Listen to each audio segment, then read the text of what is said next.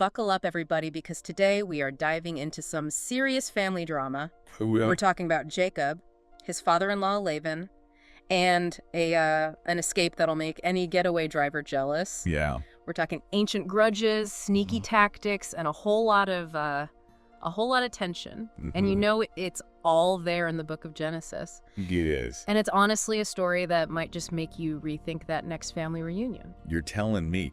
It's, this story is packed with twists and turns. Oh, yeah. Let's start with Jacob. Okay.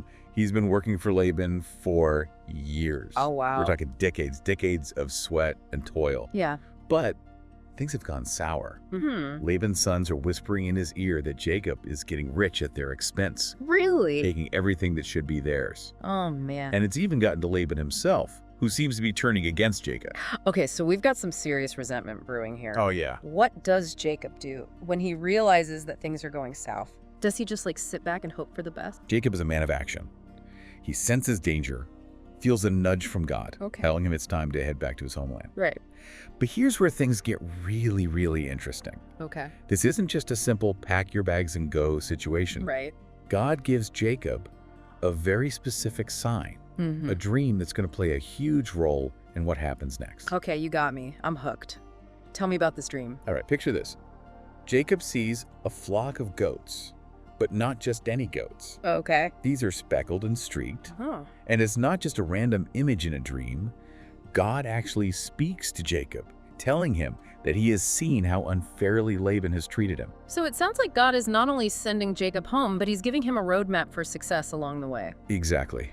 This dream is a powerful symbol of God's favor and protection.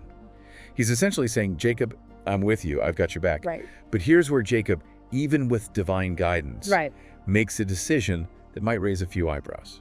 Oh. He chooses to leave secretly, taking his family and possessions without telling Laban. Hold on. A midnight flit. I thought he was a man of action, not a man of stealth. We have to remember the context. Right. He's afraid of Laban's reaction. Yeah. But what's even more surprising is that Jacob's wife, Rachel, adds her own twist to this escape plan. Okay. She does something incredibly daring. Yeah. She steals her father's household gods. Whoa, wait a minute. Stealing sacred objects, that's a whole other level of risk. What do you make of this? Why would she do that? That's the million-dollar question. Yeah. It's one of those details that jumps out at you when you're reading this story.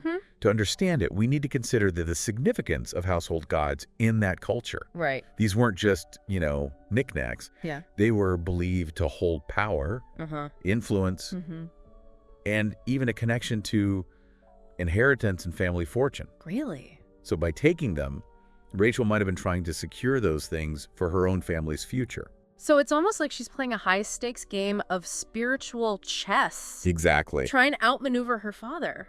It's a fascinating glimpse into her character and her understanding of power, both earthly and divine. I can only imagine how Laban reacts when he realizes what's happened. Well, let's just say he doesn't take it well. Oh, really? In fact, the text describes him as furious. Wow. He gathers his relatives and sets off in a relentless chase after Jacob. It's a full-blown manhunt lasting for 7 days. 7 days. 7 days. Yeah. You can practically feel the tension rising as they close in on Jacob and his family. That's a long time to be looking over your shoulder. This is turning into a real thriller. Oh, yeah. What happens when Laban finally catches up to Jacob? Does it turn into a Wild West showdown? Well, it's certainly a dramatic confrontation. Laban bursts onto the scene in the hill country of Gilead Okay. and lets loose on Jacob, accusing him of stealing his daughters and his precious household gods. Right. It's a tense standoff, Yeah. but here's where the irony kicks in big time. Okay. Jacob, completely unaware of Rachel's little side hustle, You're right. denies stealing the gods. Wow. He's so indignant that he even suggests a harsh punishment for whoever actually took them. Oh, man. The irony is thick enough to cut with a knife. But, of course, Laban tears through Jacob's camp, searching high and low, and comes up empty-handed. I bet Rachel was sweating bullets during that search. Oh, we can only imagine. Yeah.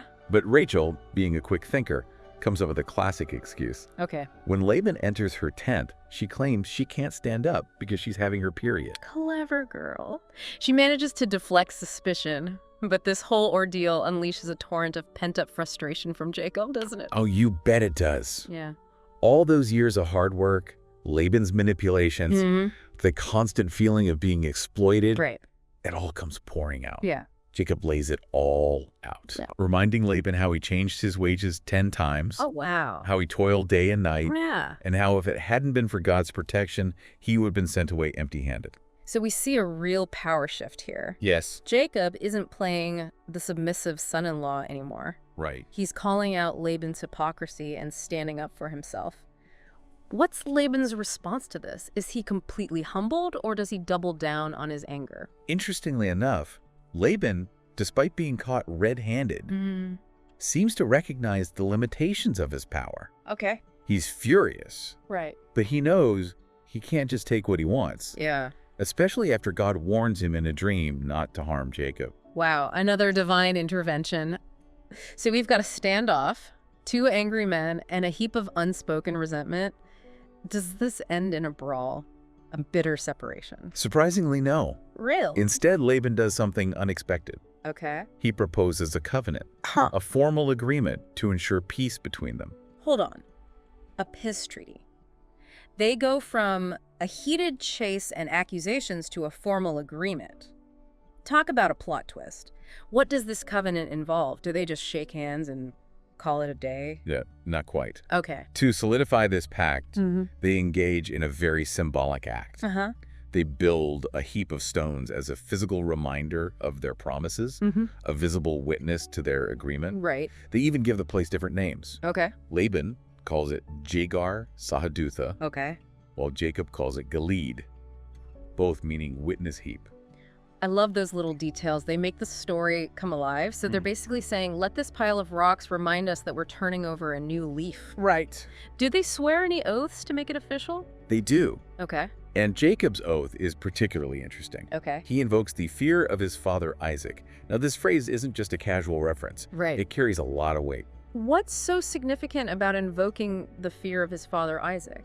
It shows how seriously he takes this covenant. It's essentially calling on the God of his ancestors, Yeah. the God who protected his father, Right. to hold him accountable for his promises. It's like saying, if I break this agreement, may the God of my father judge me. So this isn't just a handshake agreement. Nope. It's a deeply spiritual and binding commitment. Yes. What happens next? Do they just go their separate ways? Well, there is a final farewell scene, and it's surprisingly touching. Okay. Laban kisses his grandchildren and daughters, blesses them, Yeah. and then finally departs for his homeland. Wow. It's a moment of reconciliation, a bittersweet ending to a tumultuous chapter in their lives. From a furious chase to a tearful farewell. Right. This is a story with more ups and downs than a roller coaster. Absolutely. But it's not over yet, is it? Not at all. This story has layers upon layers of meaning. Yeah. And I think one of the most fascinating aspects is the role of dreams and divine intervention. Right. We've talked about Jacob's dream with the speckled goats, but we haven't even touched on Laban's own experience with a divine warning. Oh, that's right. Laban has that dream where God tells him not to harm Jacob. And it seems like those dreams aren't just random occurrences. They play a crucial role in shaping the course of events. Absolutely. These dreams are like direct messages from God, Right. influencing the character's choices, Yeah. steering the narrative. And this raises a big question for us. Okay. How do we understand the role of dreams and divine guidance in our own lives? That's a great question. Is God still speaking to us in this way today? That's a question that resonates with a lot of people, isn't it? It is. It's like we're looking for those signs, Yeah. those moments where we feel a nudge from something bigger than ourselves. Right. And it's not always easy to interpret what those signs might mean. You hit the nail on the head. Yeah. Discerning the voice of God, Right. whether through dreams, Yeah. intuition, or other experiences, is a lifelong journey. Yeah. And it requires careful consideration. Right. Prayer and wise counsel. So how do we even begin to figure out if what we're experiencing is truly a message from God, or just, Yeah. that extra slice of pizza talking? Right. That's the million-dollar question, isn't it? Yeah. And there's no easy answer, but I think a good place to start is by looking at the message itself. Okay. Does it align with what we know about God's character? and his teachings in the Bible.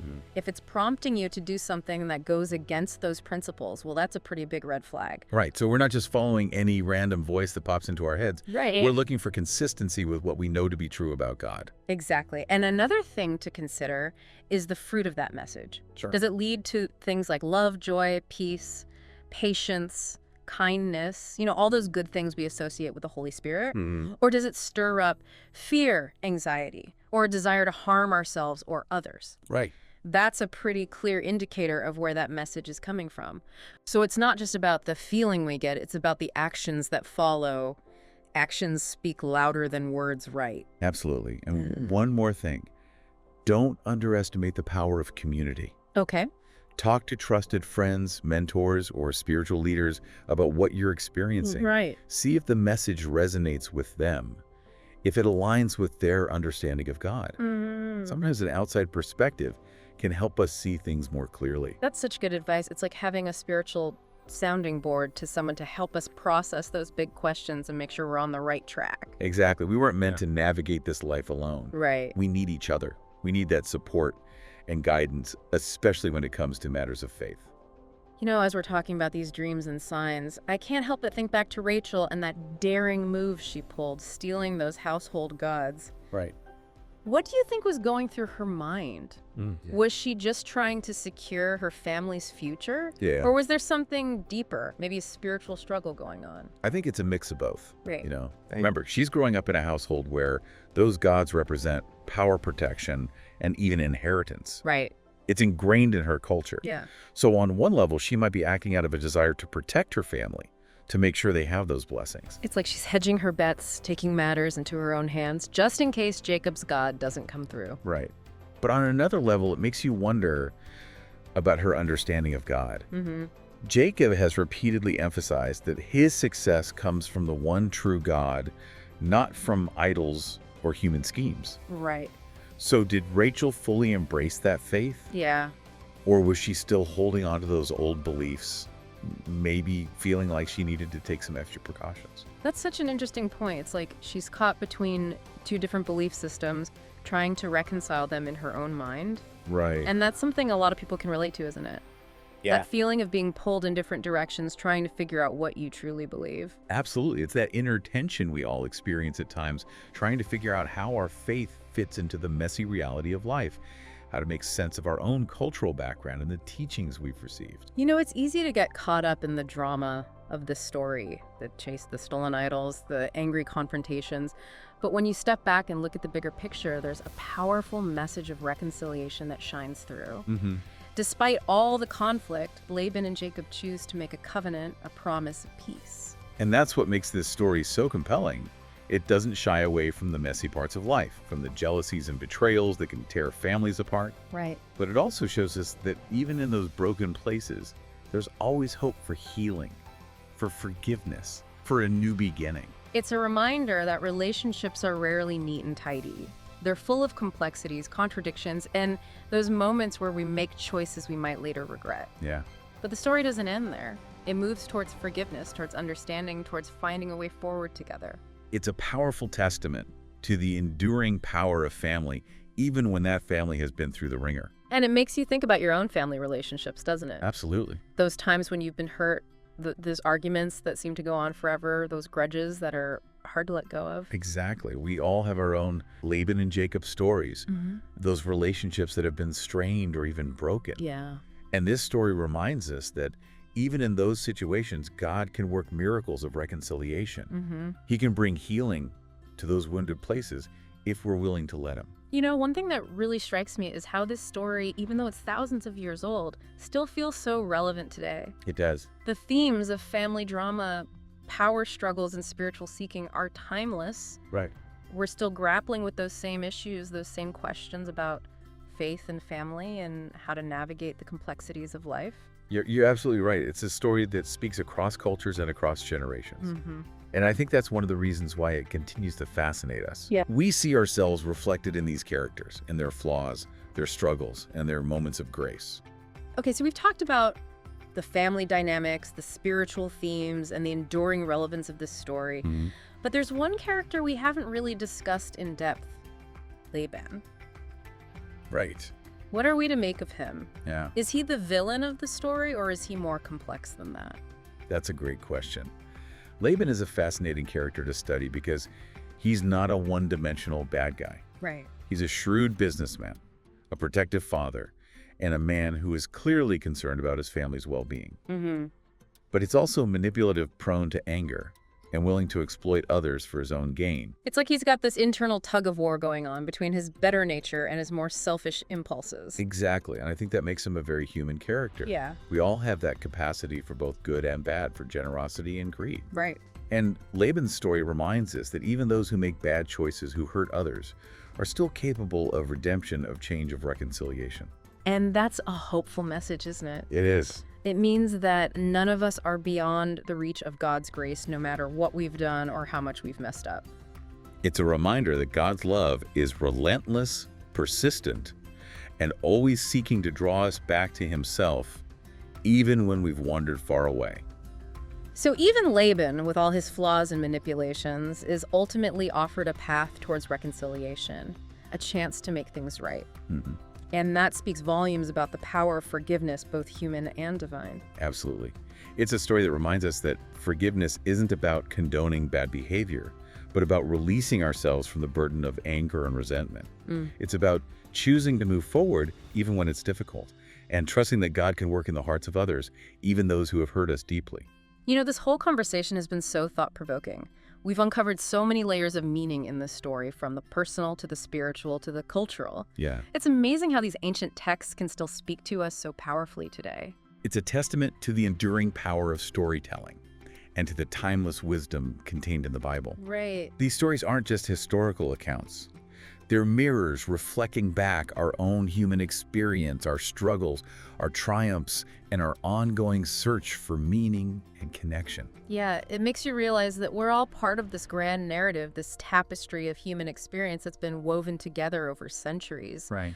And these stories, they give us a glimpse into the lives of those who came before us. Yeah.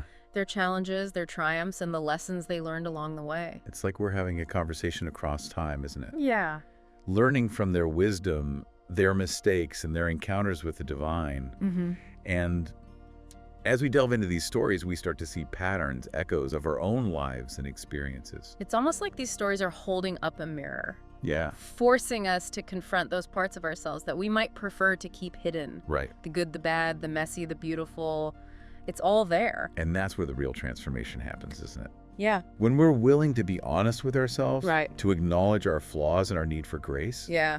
these stories, they remind us that we're not alone in our struggles, that even the most faithful among us have faced challenges and made mistakes. It's like they're giving us permission to be human, Right. to embrace our imperfections, and to trust that God can work through them, Yeah. even use them for good. That's the beauty of grace, isn't it? Yeah. It doesn't require us to be perfect. Right. It meets us right where we are in all our messiness and brokenness, Yeah. and it empowers us to become more than we ever thought possible. You know, as we wrap up this deep dive, I keep coming back to that central question. Why does the story emphasize both the conflicts and the reconciliation between Jacob and Laban? What's the significance of showing us both the messy parts and those moments of grace? I think it's a reminder that life is rarely black and white. Right. Relationships, especially family relationships, are complex. Yeah. There are going to be times of conflict, misunderstanding, even betrayal. But that doesn't mean the story is over. It's like a tapestry, isn't it? It is. With all those different threads, some light, some dark, Right. woven together to create a complete picture. Exactly. And those darker threads, those moments of conflict, Yeah. they actually enhance the beauty of the final product. Yeah. They give it depth, texture, and a sense of realism. It's like those Japanese kintsugi bowls, Yes. where they repair broken pottery with gold. The cracks become part of the beauty, Yes. a testament to the object's resilience and the artistry of the repair. What a beautiful analogy. And that's what this story is showing us. Right. Those broken places in our lives, those relationships that have been fractured, Yeah. they can become places of even greater beauty when they're mended with forgiveness, grace, and reconciliation. It's a powerful reminder that God can take even the most shattered pieces of our lives and create something new something stronger, something more beautiful than we could have ever imagined. And that's a message of hope we all need to hear, isn't it? Yeah. No matter what we've been through, no matter how broken we feel, there's always the possibility of redemption, of healing, of a new beginning. So to all our listeners out there, as you go about your week, I encourage you to reflect on this story. Yeah. Ask yourself, where do I see echoes of this story in my own life? Mm-hmm. Are there relationships that need mending?